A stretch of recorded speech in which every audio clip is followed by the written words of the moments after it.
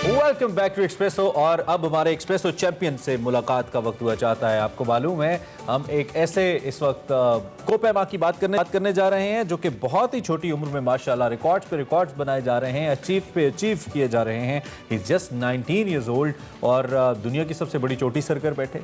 हम बात करें शहरोज काशिफ की, जिन्होंने रिसेंटली 8,163 मीटर बुलंद मनासलो चोटी को सर किया है और ये 5 माह के अंदर उनकी मुसलसल तीसरी ऐसी चोटी है जिसको 8,000 कहा जाता है या 8,000 से बुलंद है। और इससे पहले वो K2 और माउंट एवरेस्ट को भी समिट कर चुके हैं। और ये उम्र के इस हिस्से में एक मुनफरिद रिकॉर्ड है कि शरोज ने K2 सर करने के बाद दुनिया के कम उम्र तरीन, जबकि माउंट एवरेस्ट सर करने वाले पाकिस्तान के कम उम्र तरीन कोपेमा है।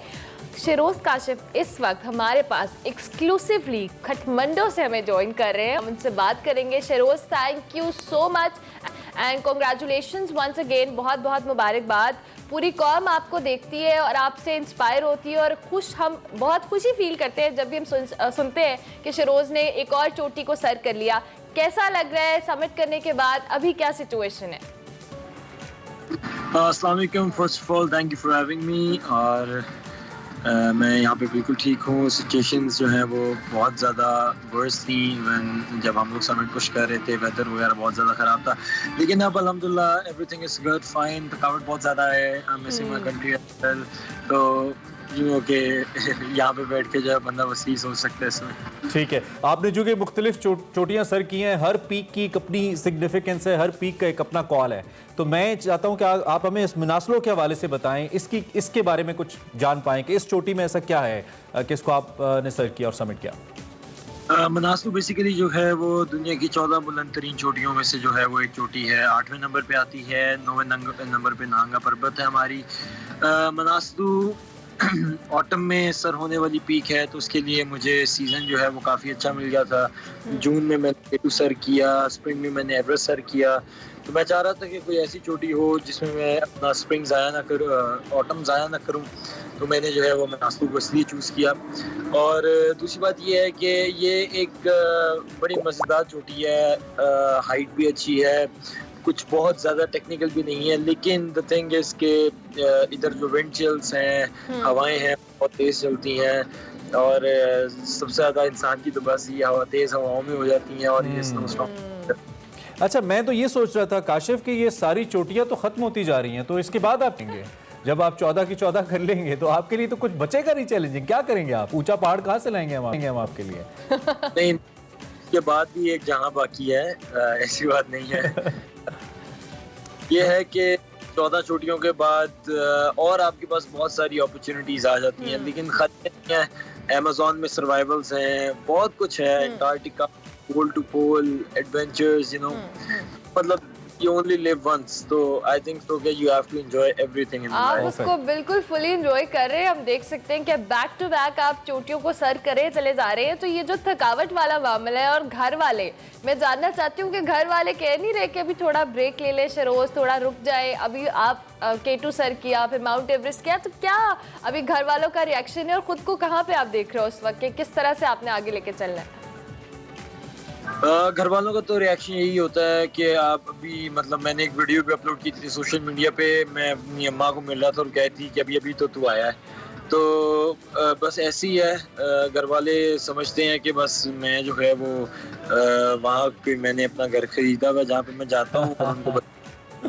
घर वाले कहते हो कि आप समिट ही करने जाते हैं ना, कहाँ जाते हैं आप?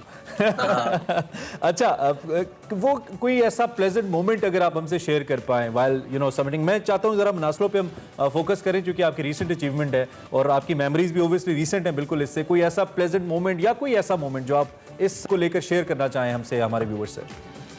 द बेस्ट थिंग ऑफ मनासलो इसका बेस कैंप ग्लेशियर पे नहीं है, इसके बेस कैंप ड्राई पे है, मतलब लैंड पे है। आप लोग बर्फ के अंदर नहीं रहते हो।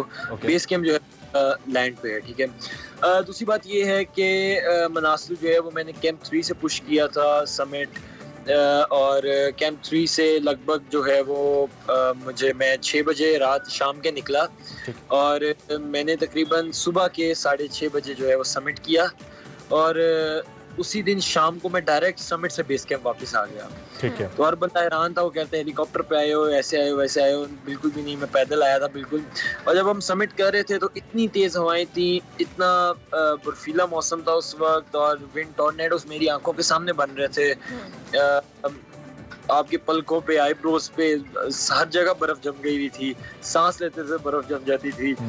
तो ये बस इसी तरह ही है। तो जब आप K2 पे गए थे तो आपने कुछ शाउट आउट्स भी किए थे, कुछ अपनी फेवरेट पर्सनैलिटीज इंक्लूडिंग जब एवरेस्ट पे गए थे तो तारड़ साहब और दीगर लोगों का आपने ट्रिब्यूट भी किया था। तो इस दफ़ा जब आप मनासलो पे थे तो क्या आपको कोई अपना दोस्त, कोई माउंटेनियर, कोई सर्टन मोमेंट याद आ रहा था जिसको आपने वहाँ पे कुछ रिकॉर्ड किया, उसको लेकर कोई ऐसी बात? मैं हर माउंटेन पे जो है वो किसी ना किसी बंदे को डेडिकेट करता हूँ। Dedicate Manaslu to my late grandfather, वो he just passed away like 4 to 5 months back. तो मैंने उनको डेडिकेट किया था ये माउंटेन। और तार साहब के साथ तो वैसे भी मेरा बहुत लगाव है, और माशाल्लाह उन जैसे इंसान जो है वो मतलब किस्मत वालों को ही मिलते हैं, और I am one of them, one of the luckiest person. तो तार साहब से मेरी बात होती रहती है अल्हम्दुलिल्लाह। तो अभी आपने जो सर की है मनासलो, इसके बाद आपकी तार साहब से बात हुई या आपने उनको बताया, अपनी एक्साइटमेंट शो की? नहीं, अनफॉर्चुनेटली मैं कल ही आया हूँ काठमांडू में वापस। जी, तो यू नो एवरीथिंग, मीटिंग्स वगैरह थोड़ी बहुत होती रहती हैं। तो आप शरोज हमारे प्लेटफॉर्म से तार साहब को कोई मैसेज देना चाहते हैं, क्योंकि तार साहब हमारे शो का हिस्सा हैं, आप दे सकते हैं। हम तो आप भी हमारे शो का हिस्सा हैं, एक्सक्लूसिव आ जाते हैं, आप काठमांडू से लाइव आ जाते हैं हमारे शो में।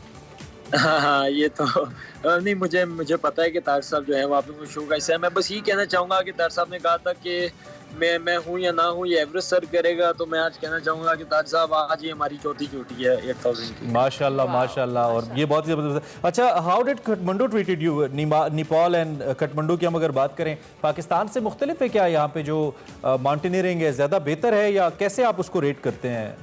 देखिए, अगर कमर्शियल लेवल पे जो है वो मैं बताऊं तो आई थिंक नेपाल की जो माउंटेनियरिंग है वो ज़्यादा एडवांस है पाकिस्तान से। ठीक है, लेकिन है कि हर जगह के अपने रूल्स होते हैं। यू नो, अब हमारा कराकरम है, वहाँ पे थोड़ी सख्ती है, बॉर्डर एरिया है, वो फैसिलिटीज़ नहीं मिल सकती जो कि यहाँ पे हैं। तो आई थिंक इट्स समथिंग के हर चीज़ की जो है ना वो एक अपनी अपनी वो होती है कि उस लिहाज से हम उसको जो है वो देखा जाए। तो आई थिंक पाकिस्तान की भी माउंटेनियरिंग अच्छी है, नेपाल की भी अच्छी है, लेकिन अगर मैं कमर्शियली बात करूं तो आई थिंक सो कि नेपाल बेहतर है। तो आप तो चूंकि मुसलसल चौथा समिट आपने किया, और ये वी नो आपके ऊपर, बल्कि हमने एक फुल रिपोर्ट भी बनाई थी हमारी टीम ने आपके घर पे जाके, जिसमें हमने आपका कुछ ये गियर वगैरह भी दिखाया था। It's very expensive. तो ओबियसली आपको कुछ ना कुछ फाइनेंशियली सपोर्ट चाहिए होता है। तो क्या अब इसमें कुछ स्पॉन्सरशिप्स या दीगर ऐसी कंपनीज इन्वॉल्व हुई हैं आपकी पैदर पे कामयाबियों के बाद, या आप स्टिल समझते हैं कि देयर इज अ रूम आपके साथ और आप जैसे लोगों के साथ खड़ा होना चाहिए कॉर्पोरेट सेक्टर को? मेरे ख्याल से कि प्राइवेट सेक्टर्स को थोड़ा एक्टिव होना चाहिए, और आई थिंक सो कि इस स्पोर्ट्स के अंदर जो है वो उनको आना चाहिए। देखिए, स्पोर्ट्स में आपको अगर स्पॉन्सरशिप मिल भी जाए ना इस वक्त, अगर मैं बात करूँ कि मुझे अगर स्पॉन्सरशिप मिलती भी है तो वो इतनी मिलती है कि मेरी जेब से जाते ही जाते हैं। अच्छा, ठीक है। तो ये आप कंफर्टेबल नहीं होते फाइनेंशियली?